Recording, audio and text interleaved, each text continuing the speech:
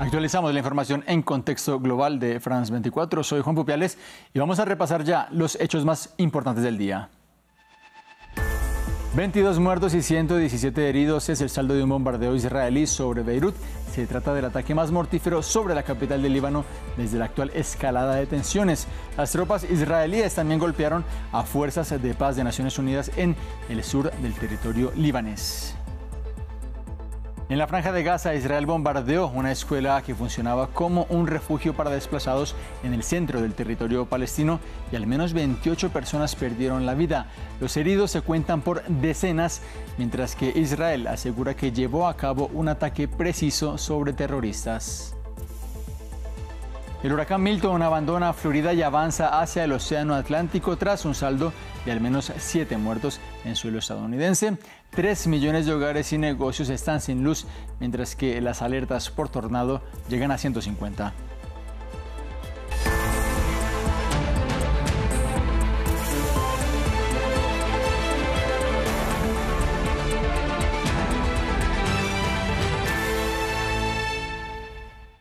Numeral Contexto Global F24 es nuestra etiqueta en redes sociales para que participen con nosotros a través de sus comentarios.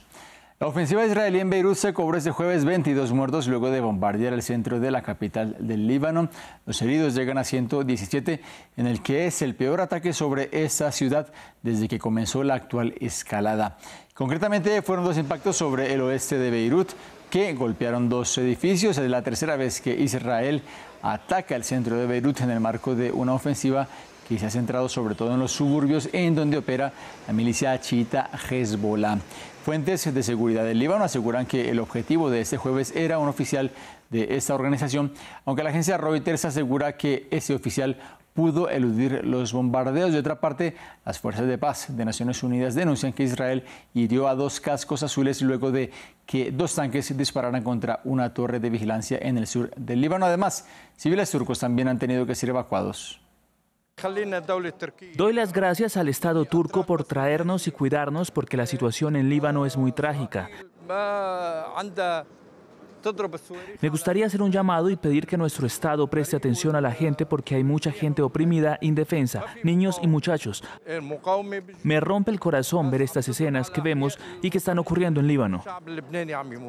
Como les comentaba, en el sur del Líbano hay denuncias de un ataque sobre los cuerpos de paz de Naciones Unidas, un hecho que se agrega a la lista de incidentes implicando a Israel y amenazando a la misión de mantenimiento de la paz. Esto provocó una serie de reacciones en la comunidad internacional. Maxime Pluvine tiene los detalles.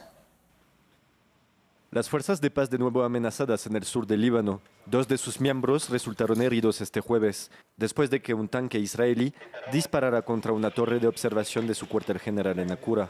Un ataque inmediatamente denunciado por el portavoz de la misión. El ejército israelí nos pidió que abandonáramos ciertas posiciones a lo largo de la línea azul y tenemos más de 29 posiciones a lo largo de la línea azul, como los irlandeses en Marun al-Ras, y decidimos quedarnos. Hubo un acuerdo con todos los países que aportan tropas en el sentido de que es importante que la ONU esté allí.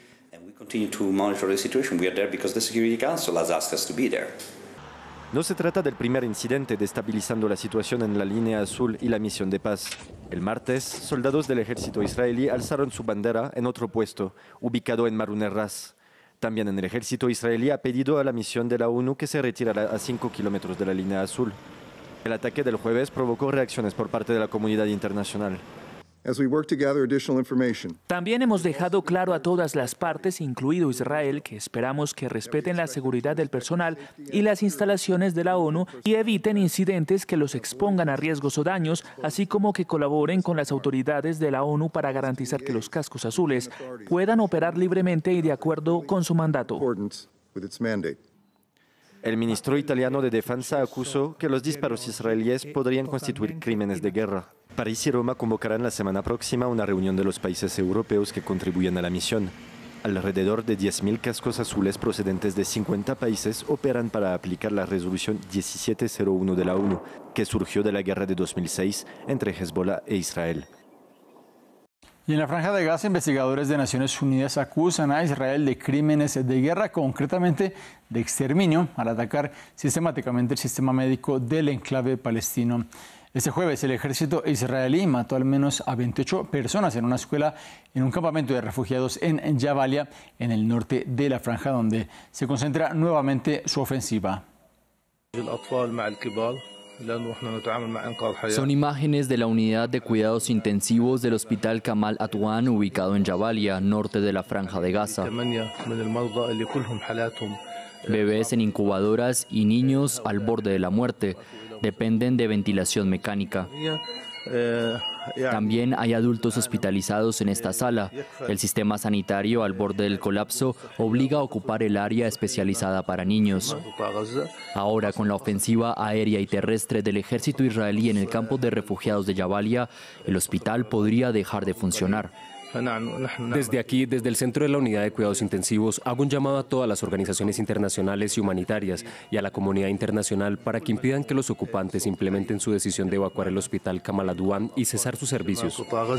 Una investigación de la ONU concluyó que Israel llevó a cabo una política deliberada de destrucción del sistema de salud de Gaza, acciones que constituyen crímenes de guerra como crímenes de exterminio contra la humanidad. Pero Israel justifica los ataques contra campamentos de refugiados, hospitales y escuelas como esta en Deir al-Balah, en el que murieron varios niños y mujeres. Ven la sangre, ven a los mártires, ven las partes del cuerpo, ven cómo destrozan a las madres. ¿Qué les hemos hecho? Nuestros hijos están tirados en el suelo, destrozados. ¿Qué les han hecho? ¿Les han lanzado misiles? ¿Les han apuntado con Kalashnikov?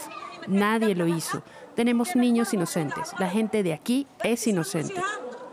Para el ejército israelí fue un ataque preciso contra Hamas, que supuestamente tenía un centro de comando en la escuela. Hablamos ahora de la guerra en Ucrania, con una gira fugaz del presidente Volodymyr Zelensky con varios líderes de Europa Occidental. El mandatario ucraniano visitó Reino Unido, Italia, Alemania y Francia en las últimas 48 horas. Ante el presidente Emmanuel Macron en París, Zelensky desmintió los reportes de una supuesta negociación para un alto el fuego con Rusia. En Roma, la premier Giorgia Meloni se comprometió a acoger la próxima conferencia de recuperación en julio del próximo año. Escuchemos las palabras del presidente. Lo principal es reforzar la posición de Ucrania y nuestras relaciones con los aliados más cercanos para que podamos crear las condiciones necesarias, la atmósfera necesaria para una diplomacia justa. El mundo puede ver que Rusia ignora la diplomacia real y la fórmula de paz que ofrecimos para poner fin con justicia a esta guerra de conformidad con la Carta de la ONU. Y si nuestro plan de victoria se implementa gracias a la cooperación con nuestros socios, Rusia no podrá continuar esta guerra y se verá obligada a aceptar la paz. Este es el significado del plan de victoria y queremos defender la independencia de Ucrania, las familias ucranianas, nuestro pueblo y el derecho de nuestros niños a vivir libres en su propio país. Milton se aleja de Florida y se adentra en el Océano Atlántico luego de haber tocado tierra en Estados Unidos en la noche del miércoles como un huracán de categoría 3. Al menos 7 personas han perdido la vida y las autoridades apuntan a los tornados generados posteriormente a Milton como los principales causantes de estos decesos. Unos 3 millones de hogares y negocios permanecen sin electricidad en un escenario de construcciones afectadas y calles inundadas. En este contexto, la Guardia Costera rescató en el Golfo de México a un hombre que se encontraba a la deriva encima de una nevera portátil. El barco pesquero de este superviviente resultó dañado en las horas previas al impacto del huracán. En las últimas horas se dirigió a la nación el presidente Joe Biden con un mensaje para los afectados. Se trata de un esfuerzo de todo el gobierno que también incluye al Departamento de Energía, al Departamento de Transporte, de Salud y Servicios Humanos, que está brindando ayuda hipotecaria a los propietarios afectados. Según las instrucciones, FEMA abrirá centros de recuperación de desastres en todas las comunidades afectadas de inmediato, de modo que los residentes tienen un único lugar al que pueden acudir para obtener información sobre el apoyo que podrían necesitar y se les informará dónde se encuentran esos lugares. Vamos a Chile porque la Corte Suprema decidió remover a la magistrada Ángela Vivanco, la gran señalada en el caso Audios, una presunta trama de corrupción que sacudió el país por desvelar tráfico de influencias entre la élite política y económica de la nación andina. Veamos el informe. Un crítico pleno en la Corte Suprema de Chile y una señalada. El Poder Judicial decidió remover a la magistrada Ángela Vivanco en el marco de una causa de corrupción y tráfico de influencias. Para el presidente de la máxima instancia judicial, la magistrada tenía un comportamiento que afectaba a los principios de independencia, imparcialidad y transparencia de la institución.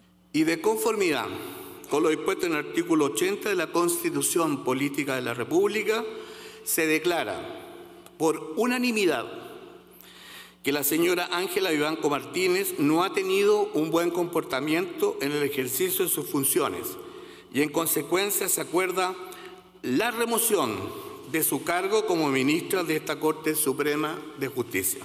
Señalada en el llamado caso Audios, una causa de tráfico de influencias, la magistrada fue captada en una serie de mensajes que revelaron que había pedido ayuda a un letrado, Luis Hermosilla, para ser ratificada en la Corte Suprema. Recientemente se defendió de las acusaciones ante todo el país. Yo creo que Hermosilla no me consiguió votos, yo creo que Hermosilla no me consiguió que el presidente me nominara, y creo que sí me ayudó en yo saber cómo las cosas iban avanzando. Las conversaciones también muestran cómo, ya siendo magistrada, habría intentado vetar designaciones de jueces y apoyar el ascenso de otros, un caso que salpica al establishment político y empresarial de Chile, especialmente a miembros de la derecha tradicional del país. Este jueves, la comunidad de las universidades públicas de Argentina paralizó el funcionamiento de los centros de estudio. Rechazan que la Cámara de Diputados haya aprobado el veto que aplicó el presidente Javier Milei a la ley de financiamiento universitario. Esa norma habilitaba al aumento de los presupuestos para pagar salarios y financiar becas, pero el gobierno alega que prohibió ese gasto público para proteger el equilibrio fiscal. Puertas cerradas, aulas vacías. Tras la validación de los diputados nacionales al veto que aplicó Javier Milei a la ley de financiamiento universitario, las universidades nacionales paralizaron actividades. Docentes, no docentes y estudiantes se mantienen en pie de lucha contra el gobierno argentino. Incluso algunos establecimientos fueron tomados. Ayer el Congreso aprobó el veto presidencial de la que ya hemos hablado muchas veces, irresponsable ley de financiamiento universitario.